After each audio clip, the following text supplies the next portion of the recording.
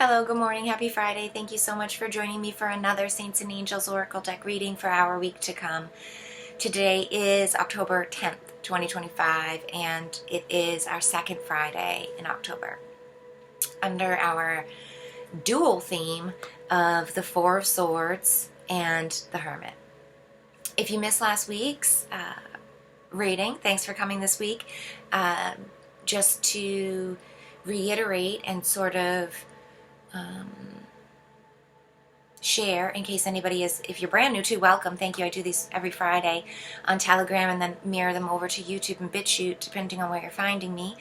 If you like this, come back next Friday. Just to sort of reiterate about last week in our new theme,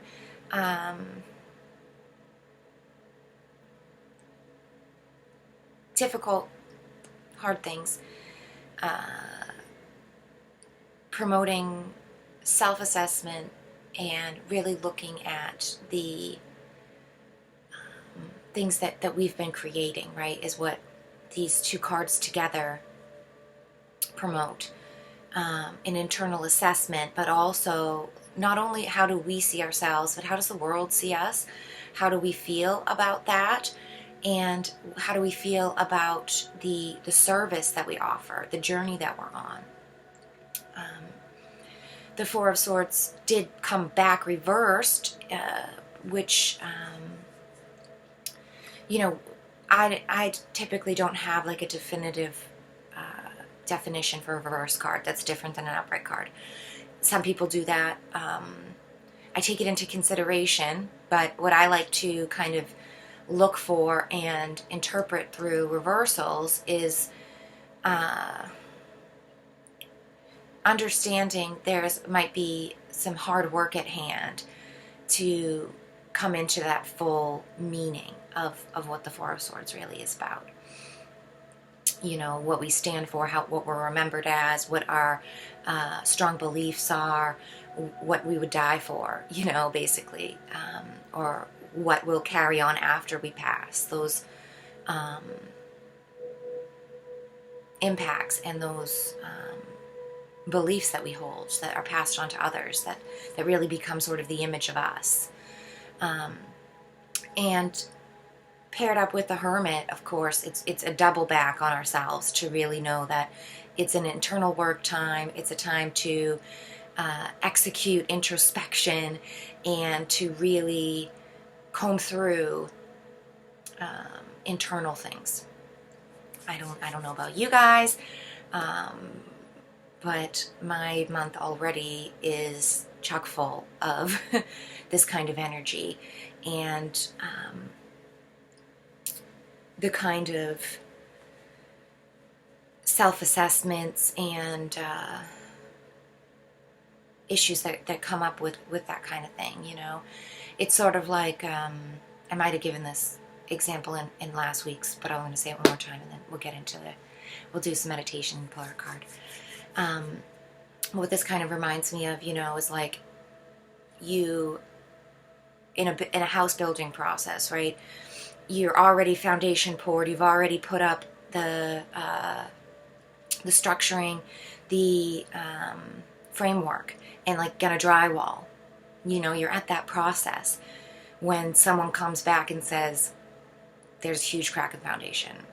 There's the foundation is sinking into swampy ground. There's sewer problems or something like that. You would need now to go back and undo everything that you've done to go fix that foundational problems." Now, the house that you're building in a hermetic sense is going to be your service, your belief patterns, your beliefs about the world, and paired with the Four of Swords especially, it's really information based. It's really about ideologies and perceptions, assumptions, and how we choose to interact with those things. So yeah, it's for sure one of those kinds of energetic theme pairings that it can be a hermetic dark night of the soul, so to speak, like the hermit out in the woods with all the things that they do, and all their life's work, and whatever kind of modality that they are interested in. Maybe building up a life of healing, or herbs, or farming, or caretaking, or whatever they're doing, and having all of that. Really, why am I even out here? Why am I doing this? Either nobody's coming, or I'm not giving correct answers to those who do come, or really questioning the position and purpose. Can be something that these two coming together will encourage. And like I said about the house issue, it's really how we choose to take on that will determine, whether it's depleting or energizing. Because you can really, even though you might come upon foundational problems, if you can hold on to the understanding that all things happen for a reason, and that you learn so much through mistakes, and even through reworks and redesigns that could never be thought of, understood, or worked with in a malleable sense, if you just get it right all the time, and then it all comes out perfect. When we have mistakes, when there are errors to be corrected, there is a lot more tangible learning in that. And so if you can use that as a buoy of hope, and a reminder of positivity, that you're actually getting more than you would have if you got it correct, or were doing whatever you feel is the right thing. That's, to me, that's sort of been the silver lining of so far in this month. Just starting off, and it's all,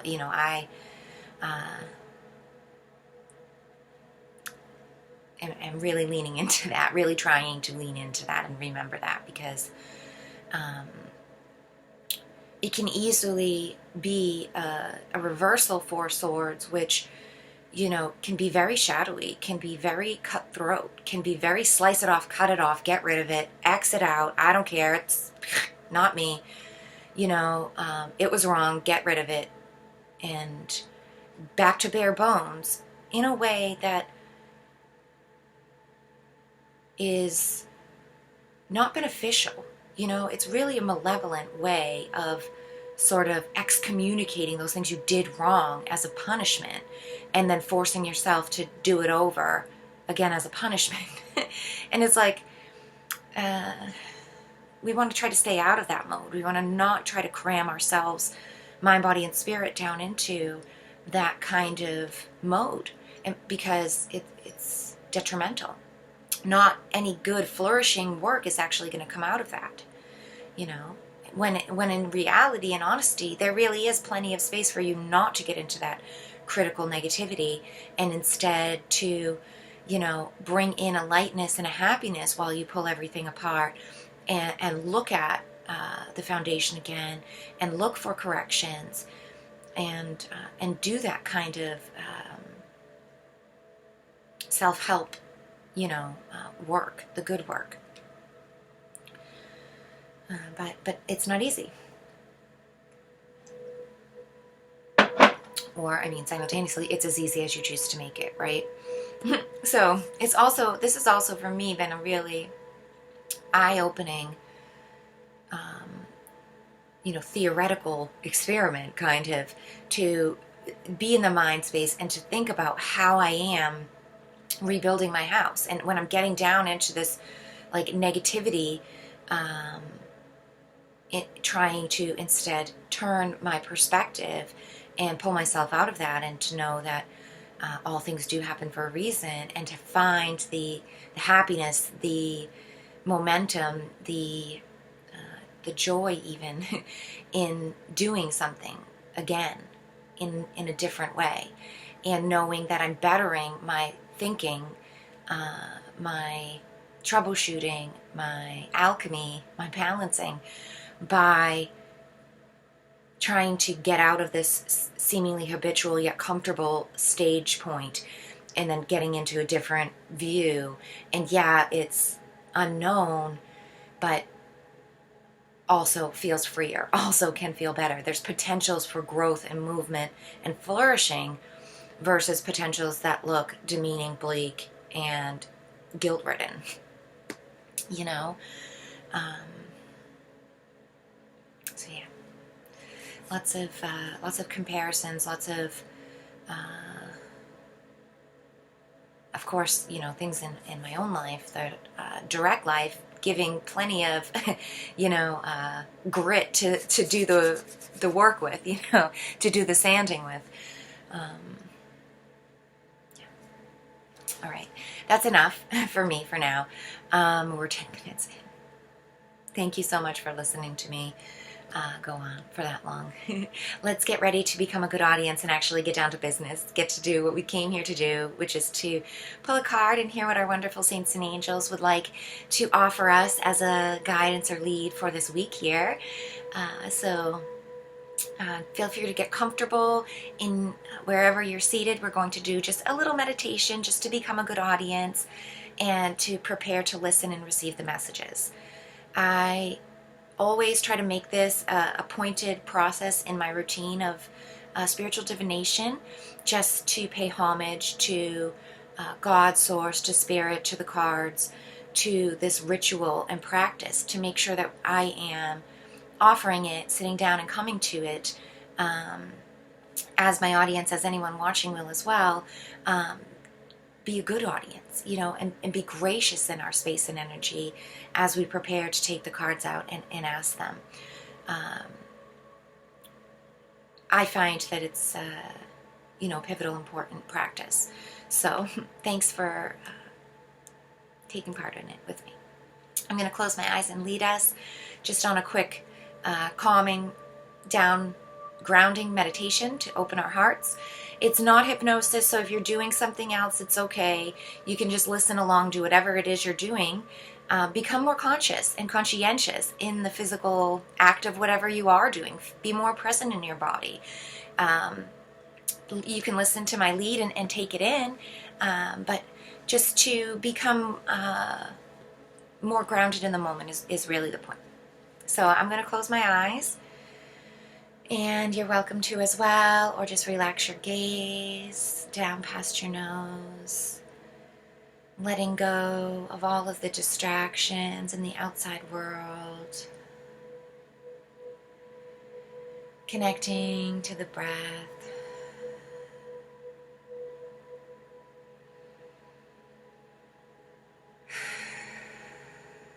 taking a solid moment to breathe however's comfortable for you. Practicing that flash of surrender. Sitting down. Letting go of tasks and to-dos. Feeling the gentle coolness of the eyes closing.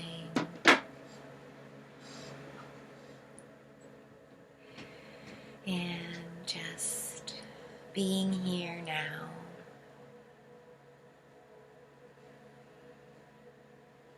Notice the quality of air in the room around you. Notice how your breathing is affecting you. Let your slow, gentle breaths lead the way down, out of the mind's eye, out of frenetic thoughts, logistical planning, away from the notifications, the bells and whistles, the blinking lights, the ticker tape messages. Let's walk down the back stairway, following our feet, following our hearts, deeper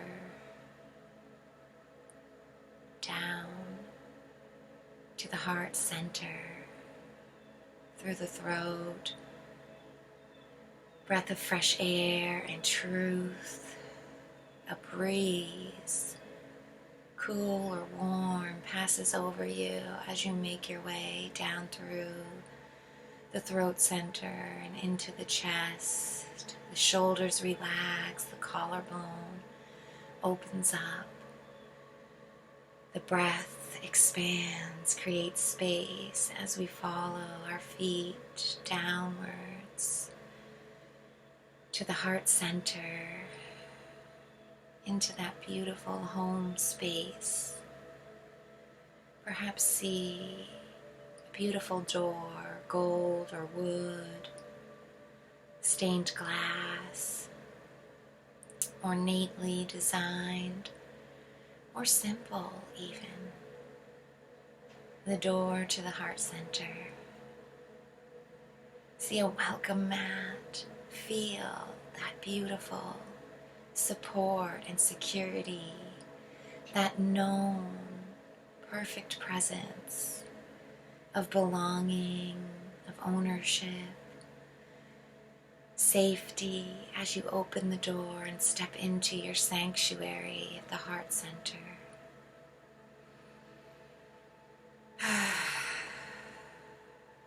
Take a few relaxing sighs of gratitude, contemplative assessment of happiness. Everything is just right here, just as you left it, just as it's always been. Golden light spilling in through your stained glass windows, lighting this green golden space up. See your heart center sanctuary, high ceilings, open windows. Maybe there is the thrones for your king and queen, sitting, residing in divine balance. Take a moment to take it in. Perhaps you notice a perfect place to sit.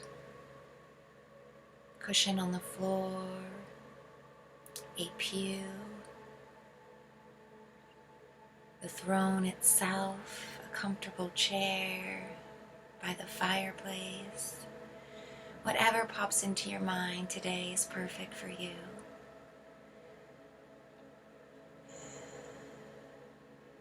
And if it's nothing, that's okay too. We're already seated in the perfect place. We are home. You're already there. So just breathe into that job well done and know you are exactly where you're supposed to be. Breathe into that good space and give yourself a moment to be blanketed in love, in perfection, in divine timing.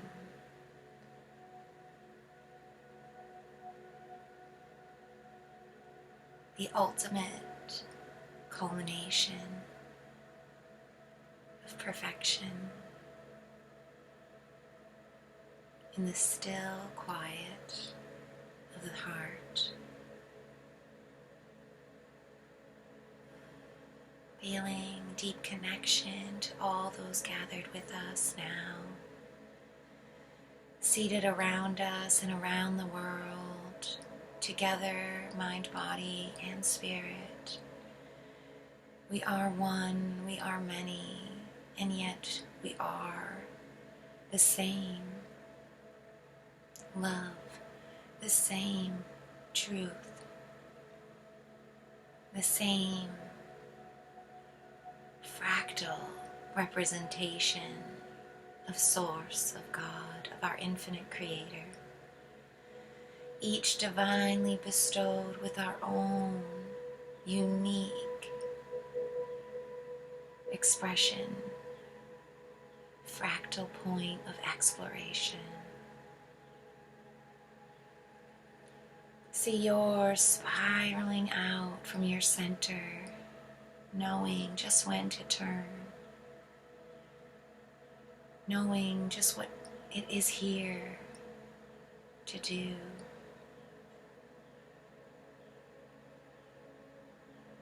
Breathe into that deep centered spiraling and know that you are the center point. All movement happens around you. It focuses and centers on you. No matter where it seems to be going, how far away it seems it might get, don't worry. It will always be called in divine timing, a perfect, graceful, easy spiral, a gentle bending in, curvation, perfectly calculated in degrees comfortable for you, making its way around you.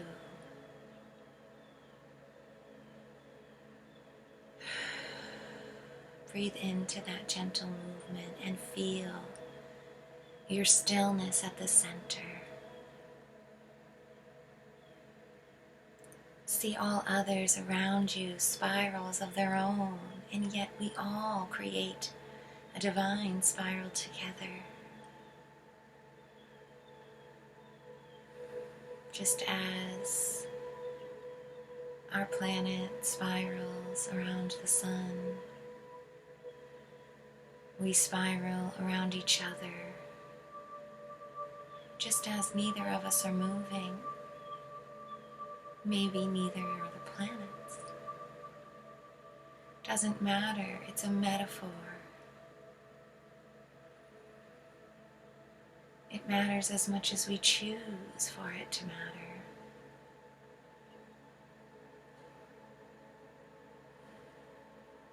So lean in and own your center stillness while everything around you shifts and changes, glides and moves.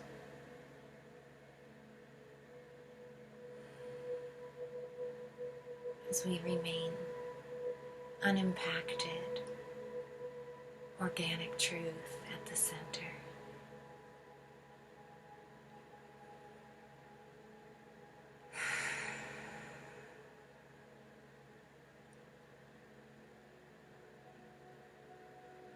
Take a moment to bring your consciousness back down into the moment, into your real world, into the room, place or space that you are within.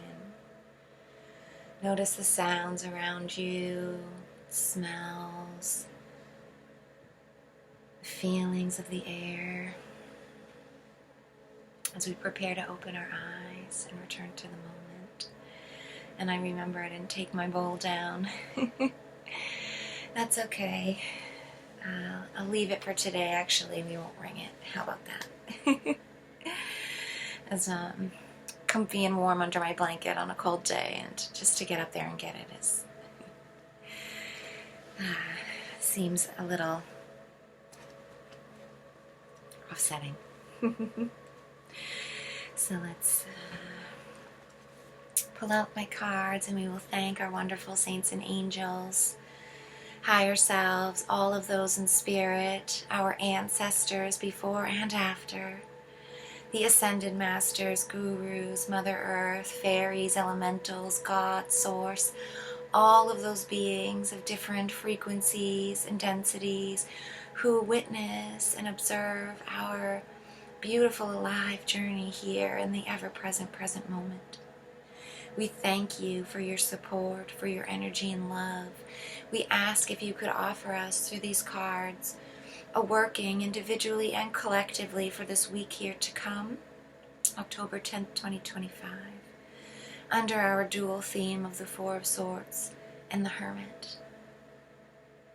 A card that could be like a support system or an anchor, a North Star to guide ourselves to, or a blanket to wrap ourselves in. We thank you, thank you, thank you. Now shuffle my deck up. I feel like I have some corrective, blocky responses. I think I'll take it down. Give it a shuffle. Old school.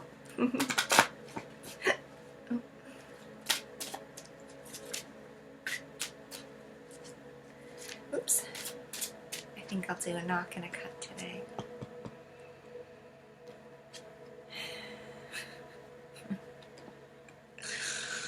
St. Dymphna with emotions. No surprise there for me, as my teachings seem to be about controlling my emotions and about emotions getting the best of me, and how to take a helicopter third-party view over myself when I'm feeling overly emotional, to alchemize and balance, and not to disregard or over amplify either types of things that happen when we're over emotional, but instead to find the value in them and to help promote a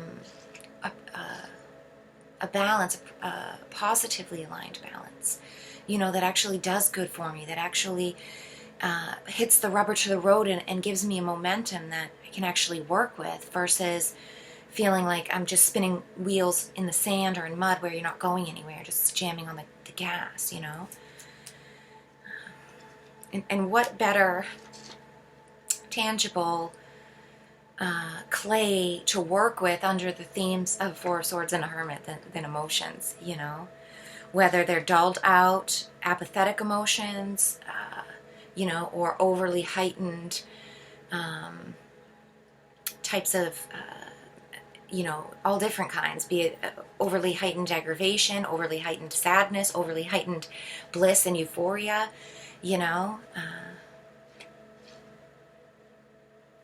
it's great points to be working through and working on with those in the background, as cornerstones to the work. The answer to your question involves emotions, either yours or those of the person you're inquiring about. This is also a message for you to pay closer attention to your emotions. It's safe for you to admit your true feelings to others. St. Dymphna can help you find solutions to any emotional upsets. She's a loving saint who specializes in helping you achieve emotional and mental health. The lantern that she carries helps you better see where you're going and assists you in avoiding obstacles in your path. Allow St. Dymphna to illuminate your journey. If you notice any unwanted patterns in your behavior, or if you're about to sabotage yourself, call upon this powerful saint for immediate assistance. This card is also a message for you to trust your feelings, especially as they guide you to make positive changes. Your feelings are the voice of heaven speaking through you, and you have a right to them, even if others disagree with them. You can also release any upsetting emotions to God, St. Dymphna, and the angels for healing guidance. St. Dymphna was a Celtic girl who fled from her homeland after her widowed father made advances towards her.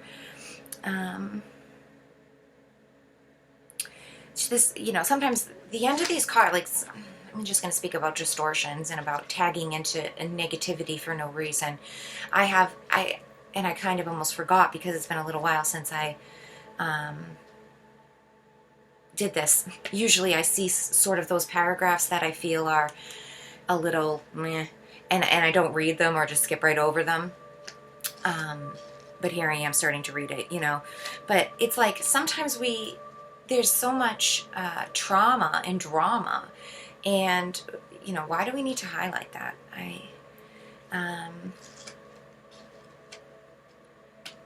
I'm going to choose to just skip over it, but just to say that she is the patron saint of mental health and mental health workers, and that you could call upon her to help you, a loved one or a client, with emotional or mental upsets. Lots of saints, lots of depicted people, lots of people we look at to help us get through hardships because they've been through hardships in their own lives. And as someone who's been through hardships in my own life, I don't want to be known for those, actually. I'm trying to rise out of those and say they don't bother me, chaff to the wind. I don't identify with them. And in fact, to not say, oh, it's so difficult to get through these things. You need to have some kind of advice to help you get through it too. It was so hard here, like feel like I'm some kind of great warrior. I've done some kind of deep, great work because this was so hard to get through. No, why can't we just say it was easy, actually? It was way easier than I even thought in the moment. I made it harder than I needed to, because I could have found ease and fluidity if I had remembered all things happen for a reason.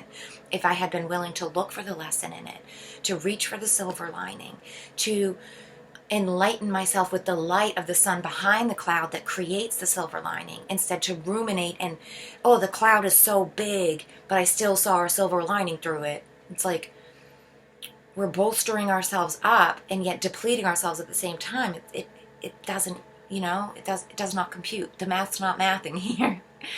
And so to say those things, yeah, they were ugly, evil things that happened to me. They had hard angles and sharp edges. It was easy to rise out of it. I found the ease to come away from it. I gave myself the easy path of healing and letting go of it and not holding on to it, not wearing the scars like a badge of honor, not wearing a Girl Scout badge that says I am a trauma survivor of whatever abuses and all these different, and diagnoses, and I've come up over these hurdles. And it's like everybody has their own whole thing. So why are we fighting about, or focusing on, not even fighting about, but just focusing on and making it a thing that, we have to climb up out of these pits, when they're illusions and they're not real in the first place. Honestly, when we start to learn to really grow out of those things and self-soothe and heal and understand what this shadow world of illusions really is all about, take responsibility for our own actions, we start to really realize the truth of all of that it wasn't that bad, that actually something was learned out of it. There is a deep purpose in it, So, although those things are hard to hear, and sometimes when we feel weak or unstable, it can be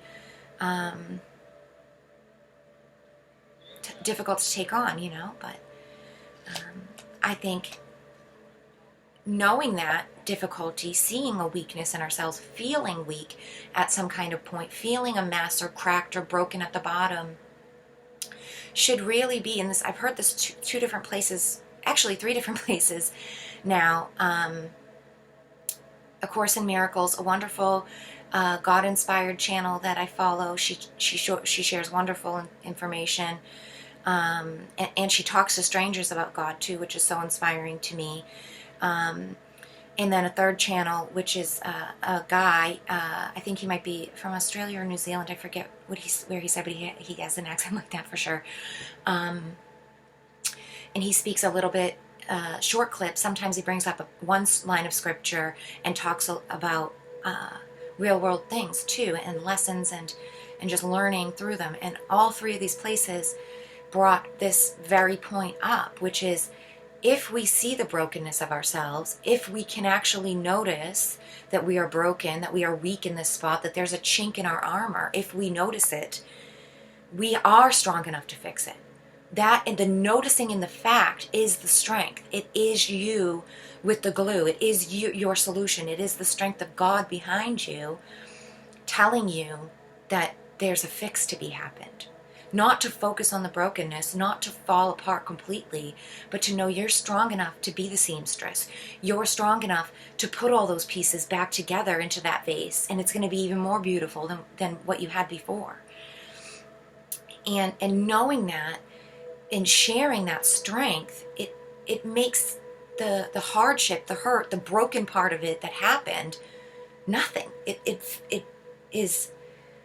It pales in comparison of the beauty of putting it back together, of the strength of doing that, of the strength of the full armor. And so, yeah, to notice those heightened emotions, to notice the emotions in themselves and be able to step out of them, shows us that we are strong enough to neutralize. We are strong enough to do the balancing work and to get the meanings, get the messages that are being promoted through the amplifications, and to bring them to the core, to use them in the ways that they need to be used for the highest benefit of all, instead of just getting lost and worried about all the potentialities and things, right? So yeah, that's the message for this week. A little longer than I had hoped, but hey, thanks for sticking with me if you have for over half an hour this morning. I appreciate it so much. I hope you have a wonderful rest of your Friday, beautiful weekends for everyone, and see you next week. Bye for now.